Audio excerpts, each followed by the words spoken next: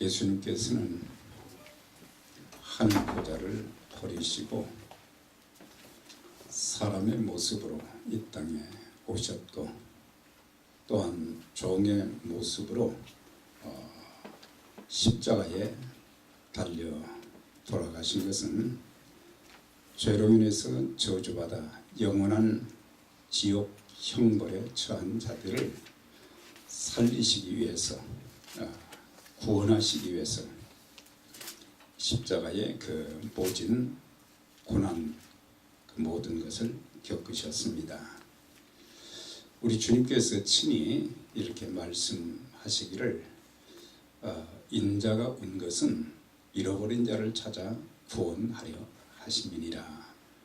그래서 주님께서 이 땅에 오신 가장 중요한 목적은 바로 죄로 인해서 잃어버리진 그 하나님의 사람들, 하나님의 백성들을 구원코자 하신 그런 모습을 보게 되는데, 사실 주님께서는 하나님의 뜻을 따라 이 땅에 오셨고, 또한 33년의 그 생애를 사시는 동안도 하나님 뜻대로 사셨습니다. 또한 그분에게 주어진 모든 사역도 하나님 뜻대로, 마지막 십자가에서 죽으심도 하나님의 뜻 가운데서 이루어졌고, 또 하나님의 뜻을 이루시면서 마지막 생명까지 버리셨던 것을 볼 수 있습니다. 주님께서 친히 오병이어의 기적을 행하신 후에 이런 말씀을 하셨어요. 내가 하늘에서 내려온 것은 내 뜻을 행하려 함이 아니라 아버지의 뜻을 행하려 함이니라. 나를 보내신 아버지의 뜻은 내게 주신 자 중에서 하나도 잃어버리지 아니하고 마지막 날에 살리는 것이다. 살리는 것이 바로 구원이죠. 그래서 하나님의 뜻은 잃어버리진 영혼들을 구원하는 것이다. 우리가 이런 고난주간을 통해서 참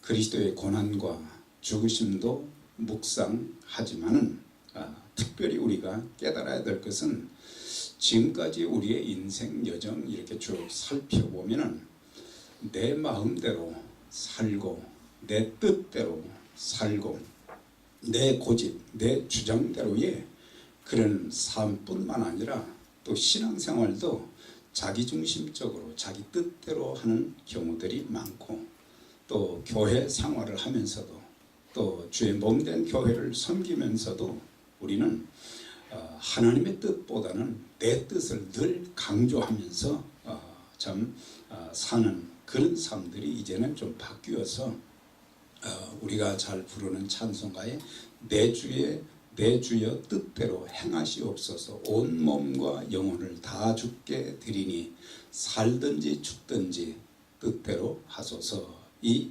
가사처럼 우리가 하나님의 뜻을 깨닫는 그런 그 삶, 또 하나님의 뜻을 따라 행하는 우리의 모든 삶과 사역이 되어져야 될 것입니다.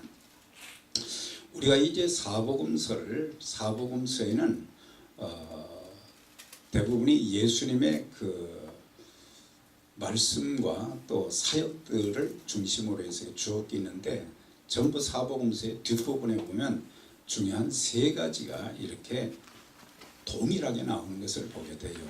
그 첫째는 뭐냐면 십자가의 고난의 그 현장을 아주 많이 기록을 했고, 또 두 번째는 고난받으시고 죽으셨지만 사흘 만에 다시 살아나셨다, 부활하셨다. 그 부활을 또 사복음서는 공히 강조하고 있고, 그 다음에 마지막으로 끝맺는 복음서를 끝맺는 내용이 뭐냐, 바로 너희는 가서 모든 족속으로 제자를 삼아. 쭉 보면은 전도의 사명, 영혼 구원의 그 사명을 강조하고 있는 것을 볼 수 있어요. 특별히 이 십자가에 대한 그 부분을 보면은 주님께서 고난받으시고 못 박혀 돌아가시는 그 장면을 굉장히 많이 할애해서 기록한 것을 보게 됩니다. 참 철석같이 믿었던 가룟 유다의 그 배반, 또 종교 지도자들 하나님을 잘 믿고 또 하나님 말씀을 이렇게 잘 가르친다고 하는 그런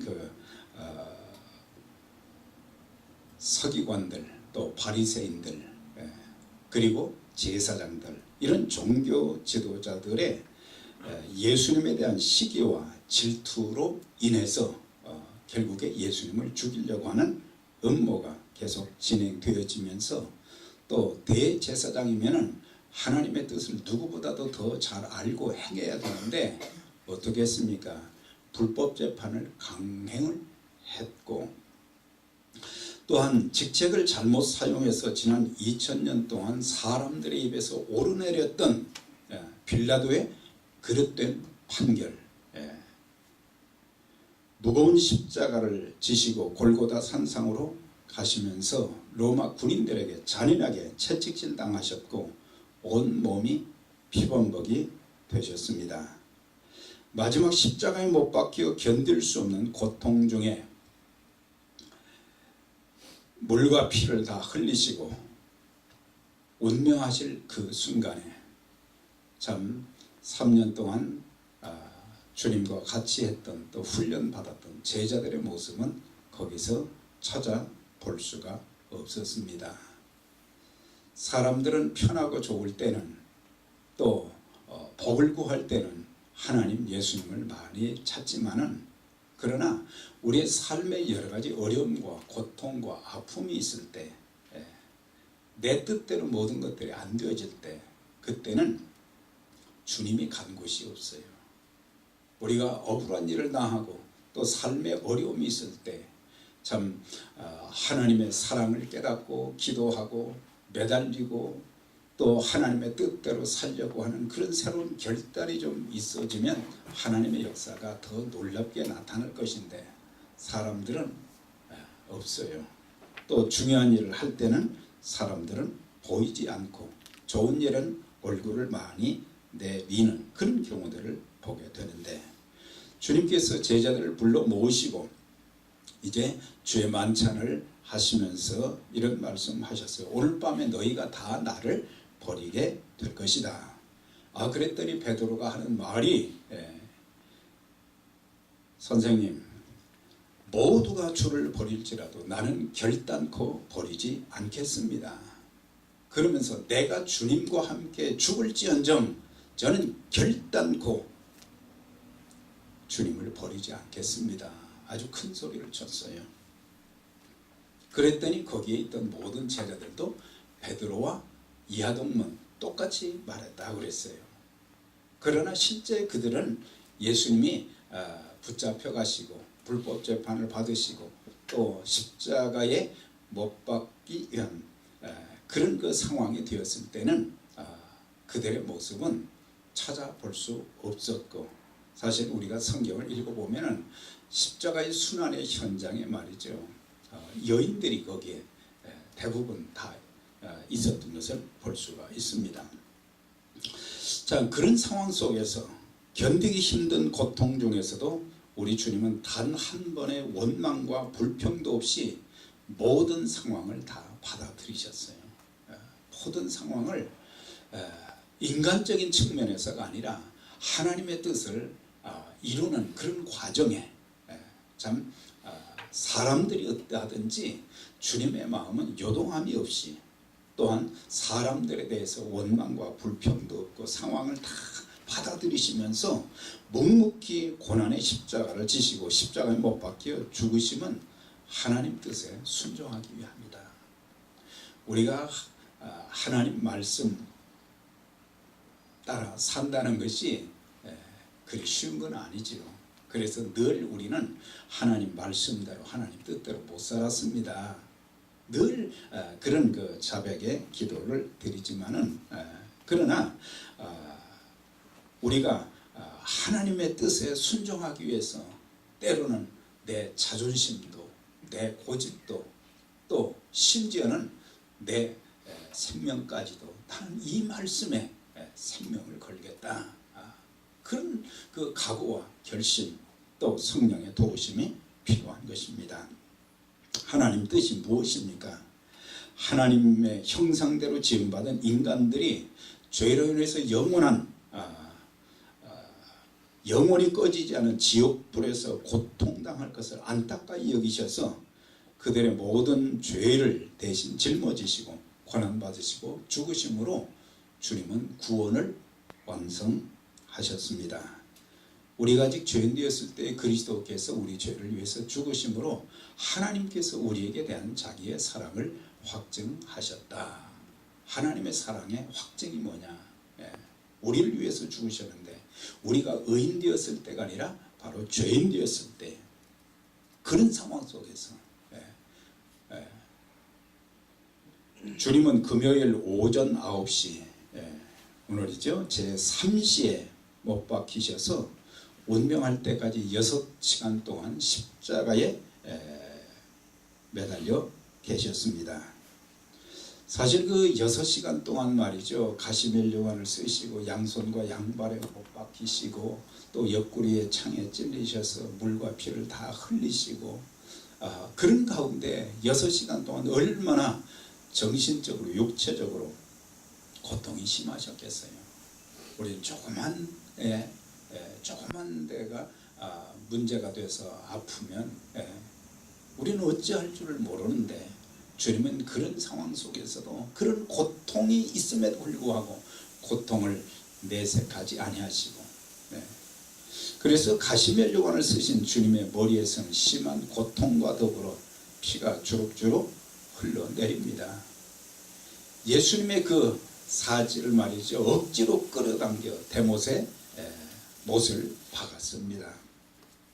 거기에서도 또 붉은 피가 줄줄 흘러내리고 그런 고통 가운데 있을 때에 종교 지도자들은 뭐예요? 내가 이스라엘의 왕이라면 지금 십자가에서 내려오라. 그러면 우리가 믿겠다. 십자가에서 내려오면 구원은 안 이루어지는 거거든요. 죄인들이 영원한 지옥불의 형벌에서 건짐받을 수 없게 되거든요. 주님은 말이죠. 체포되실 때에 12영 더 되는 천사들을 불러서 그들을 제압할 수 있으셨지만 그렇게 하지 아니하셨어요. 그런데 이들은 말하기를 십자가에서 한번 내려와 보라 이거예요. 하나님께 또 주님께 사랑받은 하나님의 백성들 주님을 통해서 병도 치료받고 귀신도 또 쫓아냄을 받고 참 여러 가지 많은 사랑과 돌봄을 받았던 백성들이 뭐예요? 머리를 흔들면서 이제 말하기를 성전을 헐고 사흘에 짓는 자여 내가 만일 하나님의 아들이라면 자기를 구원하고 십자가에서 내려와 보라. 이거 뭐 종교 지도자들이나 백성들이나 참 하나님의 뜻에 이렇게 무지하고 또 사람들이 참 잔인한 그런 모습을 보게 됩니다.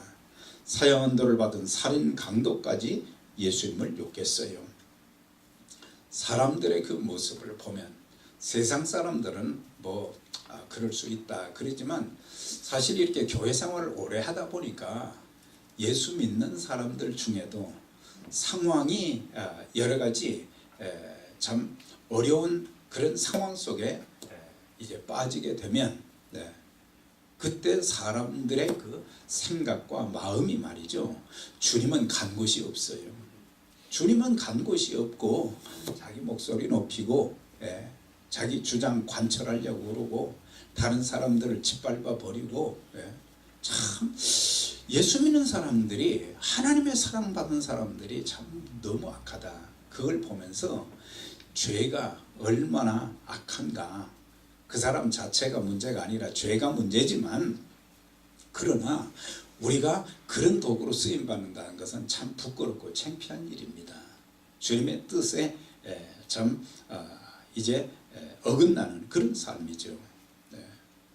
그런데 주님은 그런 모든 고통을 겪으시면서도 마지막까지 그들을 저주하지 않으시고 하나님의 뜻을 이루어드리는 죄사함과 구원을 이루셨던 것을 보게 됩니다. 그가 찔림은 우리의 허물을 인하며 그가 상함은 우리의 죄악을 인함이라. 그가 징계를 받음으로 우리가 평화를 누리고 그가 채찍에 맞음으로 우리가 나음을 입었도다. 허물과 죄, 이게 말이죠, 얼마나 악한 것인지. 허물은 여기 뭐 잘못된 그 행실을 말하는 게 아니에요. 불법을 말하는 거예요. 죄를 짓는 자마다 불법을 행하느니 죄는 불법이라 그랬거든요. 하나님 말씀의 법을 우리는 별로 중요하게 여기지 않는데 하나님의 말씀의 법을 버린 것이, 그것이 빗나간 인생이요, 그것이 우리의 인생의 추함으로 이렇게 나타나고, 그 죄악을 대신해서 주님은 징계를 받으셨다. 하나님이시고 하나님의 아들의 자격으로 오신 그분이 비참하게 십자가에서 고난받으시고 죽으심으로 결과적으로 어떤 일이 일어났습니까? 하나님과 평화하게 되었다는 것입니다. 하나님과 우리 사이에 죄의 담이 막혀있고 하나님과 소통하지 못하는, 하나님께 영원히 참 이제는 버림받아 지옥 가게 된 그 영혼들을 이제 회복시키는 그런 일을 위해서 주님은 또 채찍에 맞음으로, 그 채찍이 보통 채찍이 아닙니다. 그런 채찍에 맞으심으로 우리가 나음을 입었도다. 그분의 상함과 그분의 채찍에 맞으심과 죽으심으로 우리의 영적인 그런 그 질고도, 또 정신적인 질고도, 육체적인 질고도 고침받는 그런 역사. 그런데 오늘 이렇게 성경에 보니까 제3시에 십자가에 못 박히셨고 제6시까지, 그러니까 3시간 동안 온 땅에 어둠이 임했다 그랬어요. 아니 예수님이 십자가에 이렇게 운명하셨을 때에 왜 하늘이 그렇게 캄캄했는가? 어떤 것을 보니까 이건 뭐 이 불신자의 입장에서, 또 신학자들이라고 그랬지만 사실은 신학자다운 그런 모습들이 안 보이는 내용이 뭐냐? 일식현상이다. 일식현상은 달이 태양과 지구 사이에 위치하여 햇빛을 차단함으로 생기는 그런 현상이다. 그건 아니죠. 일식현상이 일어난 게 아니죠. 이것은 이 어둠은 세상의 빛으로 오신 예수님의 죽음에 대한 전 우주적인 슬픔인 동시에 종말에 임할 심판의 전조로 이해할 수 있는 거예요. 그래서 주님이 십자가에 이렇게 참 돌아가시는 세상의 어두움, 그러나 그 어두움이 나중에는 거치고 이제 주님의 구원의 역사가 이루어진 것을 보게 됐죠. 빛이 어두움에 빛이 되어 어두움이 깨닫지 못하였더라. 빛은 단순한 빛을 말하는 게 아니죠. 빛이신 예수님이 이 땅에 오셨는데 사람들이 예수님을 못 알아봤다는 거예요. 하나님으로서, 하나님의 아들로서, 신성을 가지신 분으로서, 영생을 주시는 분으로서, 사랑의 주님으로서 그 예수님을 전혀 깨닫지를 못했다. 자기 땅에 오매 자기 백성이 영접지 아니하였다 그랬잖아요. 그래서 우리 마음속에도 이 어두움을 내어 쫓아야 되는 거죠. 그래서 빛이신 주님을 발견하고 베드로처럼 나의 주면 나의 하나님입니다. 그런 고백을 해야 되는 거죠.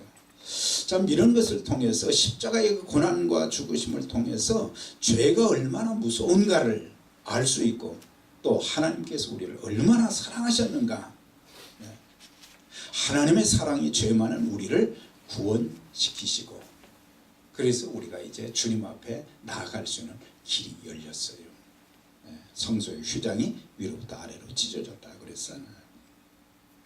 예수님의 죽으심으로 인해서 구약의 성전 제사가 짐승을 잡아서 드리는 그런 의미가 이제는 사라지게 된 거예요. 더 이상 짐승 잡을 필요가 없어요.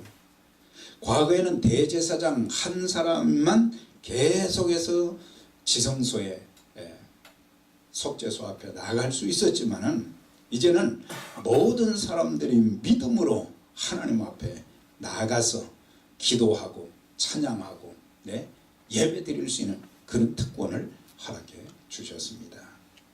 자, 이제 중요한 것은 십자가의 고난과 죽으심을 묵상하면서 구원의 역사를 이루셨구나. 제일 중요한 것이 뭐예요? 구원의 역사를 이루신 주님이시다. 자, 그러면 오늘 우리는 어떻게 해야 되는가? 한 군데만 읽고 마치겠어요. 고린도후서 5장 18절 19절에 보면 그가 그리스도로 말미암아 우리를 자기와 화목하게 하시고 그리스도로 말미암아 우리를 자기와 화목하게 하시고 두 번째는 우리에게 화목하게 하는 직분을 주셨다. 그 다음에 세 번째는 화목하게 하는 말씀을 우리에게 부탁하셨다 그랬거든요. 그러니까 하나님과 화목하게 만드시고 우리에게 화목하게 하는 직분, 이것이 뭐예요? 전도의 도구로, 복음의 도구로 쓰임받는 그런 일이죠. 하나님과 불화된 사람들, 원수된 사람들을 하나 되게 하는 것.